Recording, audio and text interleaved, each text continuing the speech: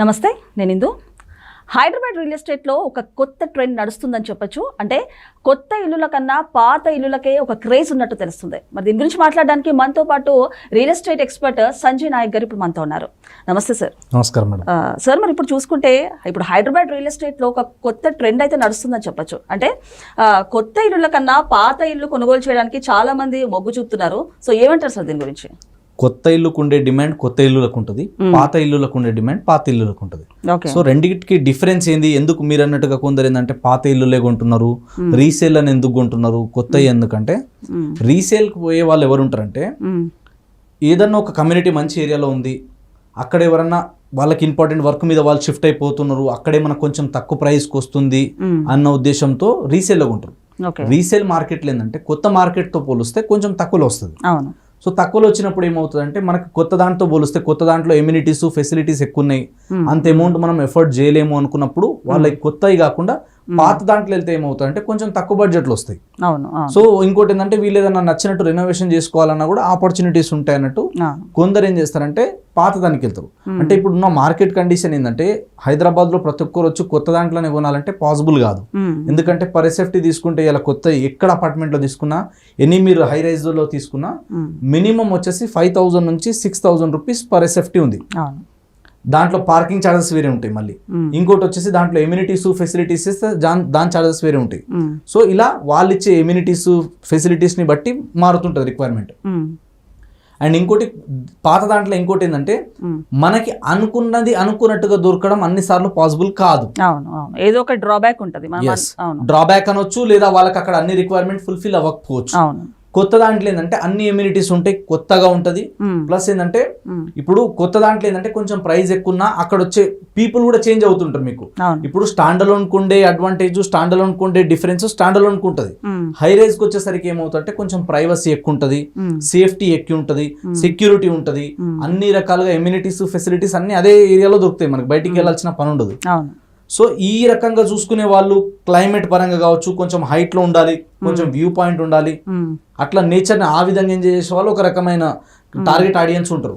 So దానికి prefer చేసే వాళ్ళు దానికి ప్రిఫర్ చేస్తారు. ఇంకా కొందరు ఏంటంటే లేదండి ఇప్పుడు హైదరాబాద్ లో ఇల్లు కొనాలని ఒక డ్రీమ్ ఉంది, కానీ ఇల్లు కొత్తది నేను కొనలేను అన్నప్పుడు ఇట్లా ఛాన్స్ ప్రాపర్టీస్ వచ్చినప్పుడు కానీ తక్కువ రేట్ లో ఉన్నాయి కానీ అట్లాంటి వాటికి మొగ్గు చూపుతా ఉంటారు అనమాట. సో ఇక్కడ ఏంటంటే వాళ్ళ పర్సెప్షన్ ని బట్టి, వాళ్ళకున్న రిక్వైర్మెంట్ ని బట్టి, వాళ్ళ బడ్జెట్ ని బట్టి, ప్రైజ్ ని బట్టి కూడా చేంజెస్ వస్తాయి. సో కొత్త దాంట్లో కొనాలా పాత దాంట్లో కొనాలంటే దేనికి ఉన్న డిఫరెన్స్ దానికి ఉంటుంది ఖచ్చితంగా. తక్కువలో కావాలి, కొంచెం ఆల్రెడీ ఒక 5-10 ఏళ్ళ పాత కొద్ది ఏంటంటే బిల్డింగ్ లోకి వెళ్ళేటప్పుడు అది ఇండివిజువల్ హౌస్ కావచ్చు, విల్లా కావచ్చు, ఏదైనా కావచ్చు, పాతగా కొద్ది ఏంటంటే దాని ప్రైస్ ల్యాండ్ ని బేస్ చేసుకొని పెరుగుతుంది. అదే కనుక మనం అపార్ట్మెంట్ లో ఫ్లాట్ తీసుకుంటే ఏంటంటే కొత్తది అక్కడున్న కల్చర్, సేఫ్టీ, సెక్యూరిటీ ఇవన్నీ బేస్ చేసుకొని ఇప్పుడు ఉండడానికే కాబట్టి దాన్ని బేస్ చేసుకొని కొంటారు. కానీ రీసేల్ కి వెళ్ళేటప్పుడు దాని స్ట్రెంత్ తగ్గిపోవడం కానీ అట్లా కొన్ని ఉంటాయి అనమాట పారామీటర్స్, దాన్ని బట్టి ఖచ్చితంగా రేట్ అనేది కొంచెం తక్కువ వస్తుంది. సో అంటే మీరు అన్నట్టు ప్రైసెస్ వ్యారీ డిఫరెన్స్ ఉంది కాబట్టి చాలా మంది పాత ఇళ్లలోనే ప్రిఫర్ చేస్తున్నారని చెప్పొచ్చు అంటారా? అట్లా కూడా ఉంటాయి. కొన్నిసార్లు ఏమవుతాయంటే కొన్నిసార్లు మనకి మంచి ఛాన్స్ ప్రాపర్టీస్ దొరుకుతాయి. పాత దాంట్లో కూడా కొన్ని ఫెసిలిటీస్ మంచిగా ఉంటాయి, అక్కడ కూడా ఎమ్యూనిటీస్ ఉంటాయి, అండ్ దాంట్లో కూడా ఏదైనా మనకి ఇంకొంచెం ఛాన్సులు వస్తుంది అన్నప్పుడు వాళ్ళు ప్రైస్ ని కంపేర్ చేసుకుంటారు, వాళ్ళ రిక్వైర్మెంట్ ఫుల్ఫిల్ అవుతుందా లేదా, లేదంటే మేము ఇప్పుడు ఇన్ని ఇమ్యూనిటీస్ వాడమండి, దాంట్లో వెళ్ళి అంత డబ్బులు ఎందుకు పెట్టాలి, ఆ డబ్బు ఏదో దీంట్లో పెట్టి తక్కువలో తీసుకుందాము, మిగిలింది ఇంకెక్కడైనా ఇన్వెస్ట్మెంట్ చేద్దాం. సో ఇట్లా రకాలు ఉంటది అనమాట. సో ఇన్వెస్ట్మెంట్ చేసే వాళ్ళ సైకాలజీ వేరే ఉంటది. లేదు ట్రేడింగ్ చేస్తారు కొందరు, కొంటారు అమ్మేస్తారు, అట్లా చేసే వాళ్ళు కొందరు ఉంటారు. కొందరు ఏంటంటే కొనుక్కొని అక్కడే ఉంటారు. సో అట్లా వాళ్ళ ఉన్న రిక్వైర్మెంట్ ని బట్టి మారుతూ ఉంటది అనమాట. కాబట్టి ఇది బెస్ట్, ఇది రాంగ్ అని ఏముండదు. కొత్త దాంట్లో ఉన్న అడ్వాంటేజెస్, ఫ్యూచర్స్ కొత్త దాంట్లో ఉంటుంది. ఎంతైనా కొత్తది దానికి లైఫ్ స్పాన్ ఎక్కువ ఉంటది కాబట్టి, ఇంకా అప్రూవల్స్ పరంగా దాంట్లో వెంటిలేషన్ అన్ని డిఫరెన్స్ ఉంటుంది.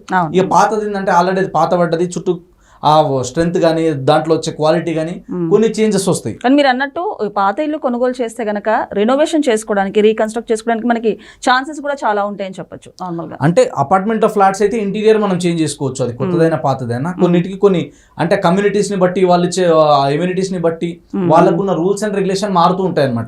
అందరిది ఒకేలా ఉండదు. అదే మనం ఇండివిజువల్ గా ఇండిపెండెంట్ హౌస్ కి వెళ్ళాం అనుకోండి, అప్పుడు మన చాయిస్ అది. అప్పుడు ఏమవుతుంది, ఆ హౌస్ ప్రైస్ కంటే ల్యాండ్ ప్రైస్ మీదనే వస్తుంది మనకి. అప్పుడు మనకు నచ్చలేదు, దాన్ని ఇంకేదైనా రెనోవేషన్ చేయాలి, లేదా 2 ఫ్లోర్స్ ఉంది ఇంకో 3 వేయాలనుకున్నప్పుడు అది మనకు నచ్చినట్టు దాన్ని మనం మోల్డ్ చేసుకోవచ్చు. ఓకే. లేదంటే మనం అది మొత్తం కూలగొట్టేసి మళ్ళీ ఫ్రెష్ గా కన్స్ట్రక్షన్ డిస్మాంటిల్ చేసి మళ్ళీ కన్స్ట్రక్ట్ సో చేసుకోవచ్చు. అట్లా అన్ని రకాలుగా మనకి సూటబుల్ అవుతుంది. సో ఇక్కడ ఇంకోటి ఏంటంటే మీరు అపార్ట్మెంట్ లో ఫ్లాట్ అయినా ఇండివిజువల్ హౌస్ అయినా విల్లా అయినా ఏదైనా సరే మన రిక్వైర్మెంట్ ని బేస్ చేసుకొని మన దగ్గర ఉన్న బడ్జెట్ ని బేస్ చేసుకొని కొంటారు. సో ఈ వీటిని పారామీటర్ ని చెక్ చేసుకున్న తర్వాత మాత్రమే దేంట్లో కొంటే బాగుంటది, దేంట్లో అయితే మనకు సెట్ అవుతుంది అని చెప్పి ఎవరెవరు రిక్వైర్మెంట్ కి తగ్గట్టు వాళ్ళ రిక్వైర్మెంట్ చేంజ్ అవుతూ ఉంటది. కొందరు ఏం చేస్తారు, ఇప్పుడు ఇక్కడ కొన్ని రోజులు ఉంటారు, తర్వాత ఇంకేదైనా మంచి ప్రాపర్టీ వస్తే ఇది అమ్మేసి అందులోకి వెళ్ళిపోవడం కానీ, లేదా దీంట్లో తక్కువలో వస్తుంది మనకి ఛాన్స్లో వస్తుంది అన్నప్పుడు దీని నుంచి మనం ఎట్లా జనరేట్ చేసుకోవాలి.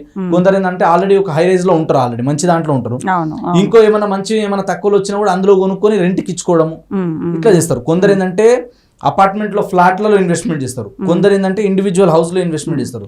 కొందరు చూసుకుంటే మీరు అన్నట్టు ఒక అపార్ట్మెంట్ ఫ్లాట్ అనుకోవచ్చు, లేకపోతే ఓపెన్ ప్లాట్ అనుకోవచ్చు, రెండింటికి అంటే డిఫరెన్స్ ఏంటి? ఈ రెండిట్లో చాలా మంది ఇప్పుడు ఎంతో మంది కొనుగోలు చేద్దామని చూస్తారు.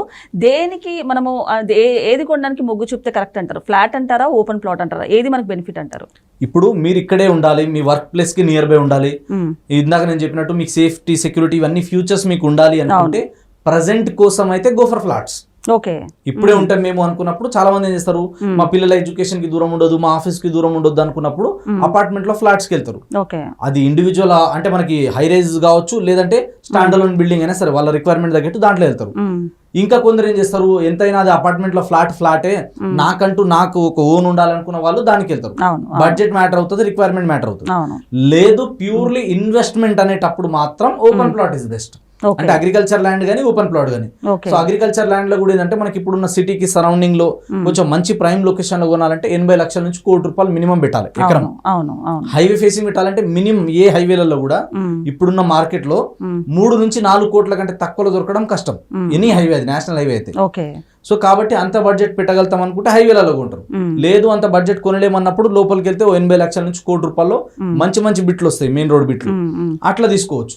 లేదు అంతా కూడా మనం ఎఫర్ట్ చేయలేము, కొంచెం తక్కువ బడ్జెట్ ఒక 20 లక్షలు 30 లక్షలు 50 లక్షలు అనుకుంటే వాళ్ళు ఏం చేస్తారంటే ఓపెన్ ప్లాట్స్ కి వెళ్తారు. ఓపెన్ ప్లాట్ లో వెళ్తే ఏముంటది, సేమ్ దాంట్లో కూడా ఏంటంటే ఒక 30-40 లక్షలు మీరు పెట్టిరంటే అంటే 30 lakh దాటితే మీకు మంచి లగ్జరీ ఎమ్యూనిటీస్ వస్తాయి.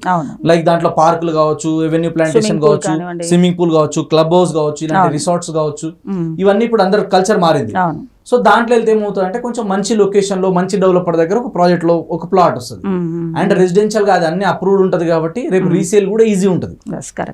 అప్రిషియేషన్ పరంగా కూడా కొంచెం మార్కెట్ గ్రో అవడానికి ఎక్కువ స్కోప్ ఉంటుంది.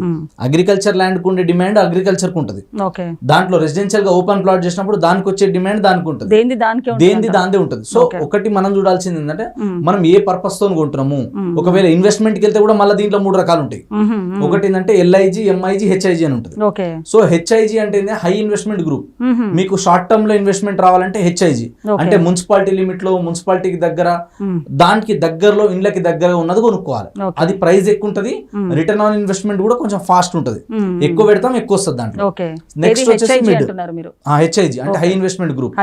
ఇప్పుడు ఇండ్లకు మధ్యలో ఉండాలి, టౌన్ కి దగ్గర ఉండాలంటే రేట్ ఎక్కువ ఉంటుంది కదా, లోపలికి వెళ్ళే కొద్ది తక్కువ ఉంటుంది. సో దగ్గర ఉన్న ఏంటంటే కొంచెం హై ఇన్వెస్ట్మెంట్ గ్రూప్. కొంచెం లోపలికి వెళ్ళిన తర్వాత అంటే ఒక 5 కిలోమీటర్ రేడియస్ వరకు లోపలికి వెళ్తే అది మిడ్ ఇన్వెస్ట్మెంట్ గ్రూప్.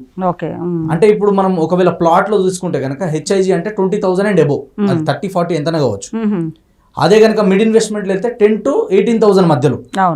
అదే లో ఇన్వెస్ట్మెంట్ గ్రూప్ అయితే 10,000 అండ్ బిలో. ఆ ప్రైస్ లో అప్రూవ్డ్ లేఅవుట్ మళ్ళీ ఇంకొంచెం డిస్టెన్స్ వెళ్ళాలి.